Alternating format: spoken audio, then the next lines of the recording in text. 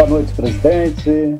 Boa noite, nobres colegas. Boa noite a todos que nos acompanham na sessão desta noite.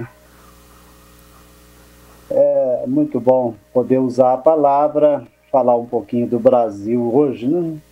Todos nós que trabalhamos nesse tempo como vereador, assim como todo cidadão de bem, temos o desejo de ver o nosso país progredir numa vida ética, progredir nas práticas da justiça, progredir também na defesa das pessoas mais sofridas. Eu entendo democracia como algo que tem um tripé, né? O pé da tolerância, respeitar o pensamento de quem não pensa como eu, esse é o pé da tolerância, do Estado laico. Pensa a democracia como divisão de poderes, né? Um poder não pode interferir na vida do outro, temos que nos entender e todos trabalharmos pelo bem comum, mas penso também na democracia como defensora e necessitada da justiça social. E é sobre justiça social que eu quero falar um pouco hoje. Analisando algumas questões que eu tenho ouvido no noticiário nacional, eu fui pego por um sentimento de vergonha, né? Do tanto que o Brasil ainda está atrasado em termos de defesa da justiça, em termos de defesa do direito das pessoas mais necessitadas. Há poucos dias foi noticiado em noticiário nacional que a ministra Rosa Weber, que não é das piores que já tivemos no Brasil, ela manteve condenação de uma pessoa que furtou produto com valor irrisório, né, na casa aí de R$10. Manteve a condenação. E no mesmo momento em que ela mantinha a condenação dessa pessoa que furtou algo que não tinha nem valor para a causa ser levada à justiça, né, em termos de consideração ética dos brasileiros, nós vemos um outro juiz de alto escalão dando direito de prisão domiciliar para o Queiroz, né? O Queiroz que era o queridinho nacional enquanto estava fugido e que tem grandes amigos. Quando foi parar na cadeia durou pouco, né? Durou pouco. Por quê?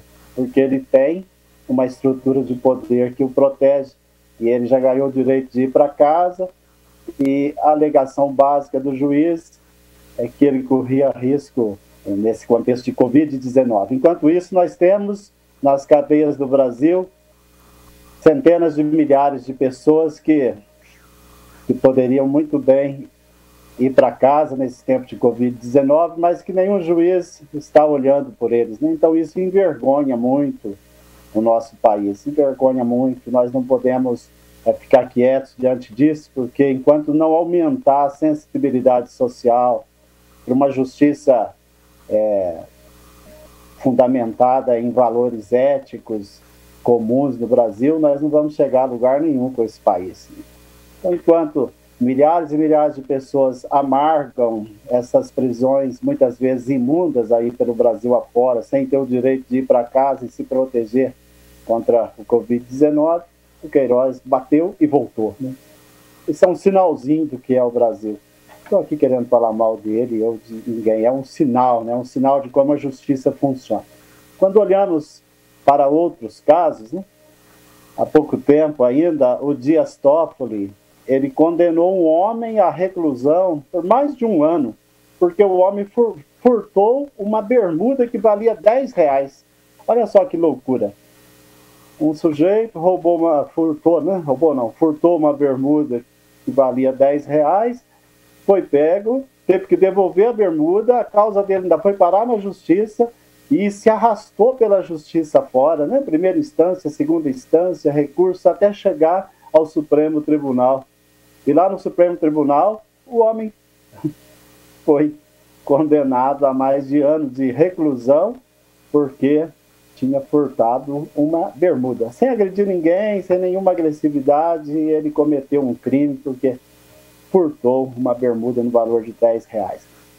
E quando olhamos para outros casos, né, nós temos o Gilmar Mendes, muitas vezes que é mal falado aí na justiça. Gilmar Mendes tem usado o princípio da insignificância em vários desses casos de baixo valor, né? É um famoso princípio aí jurídico, o crime de bagatela, o princípio de insignificância, falando que não vale a pena condenar alguém, que o Estado vai gastar com um sujeito aprisionado por mais de ano para pagar um crime por causa de ter furtado um produto no valor de R$ 10, é vergonhoso, né? Então, alguns juízes já usam esse princípio, embora o nosso Código Penal não tenha uma previsão aí de libertar essas pessoas. Então, cada juiz faz o que bem entende, porque o direito também está na área de ciências humanas, e ciências humanas não são exatas, né? Exige uma interpretação caso a caso. Então, isso envergonha muito, muito o nosso país. Tem uma alegria aí no meio de tudo isso, é que tem um Código Penal sendo reelaborado, né, que está em tramitação em Brasília, e esse Código Penal, ele fala a respeito dos crimes aí de pouco valor, do furto, sobretudo, de pouco valor, que uma coisa é furtar algo que valor de R$ 10, outra coisa é agredir uma pessoa para tomar dela algo que custa R$ 10, né? Aí já seria um outro nível de crime, como o conceito ético do brasileiro já prevê.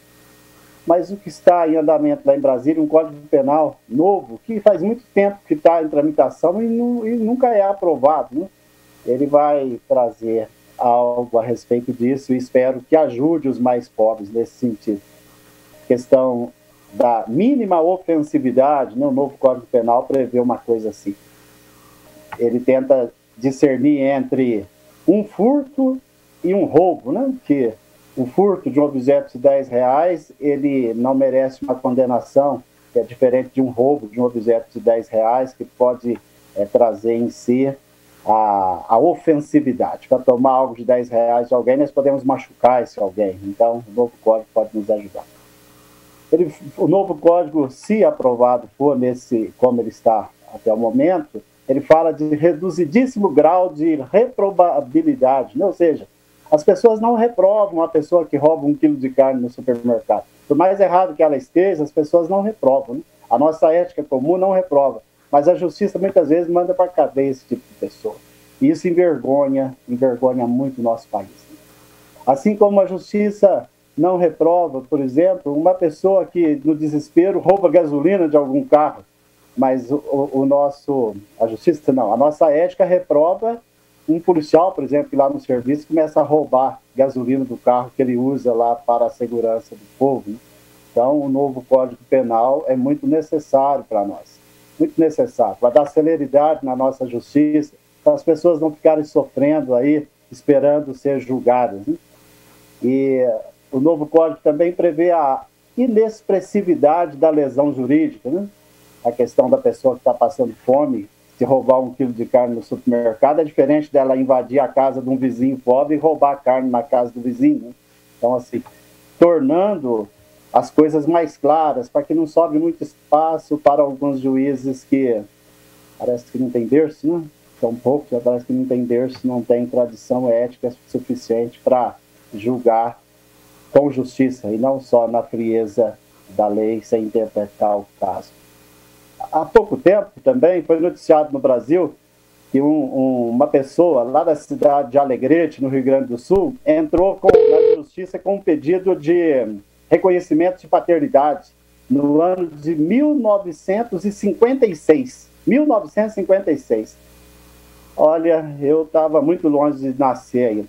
E o julgamento dele se estendeu e ele recebeu uma resposta agora, no começo desse ano, foi julgado em 2019 o caso dele.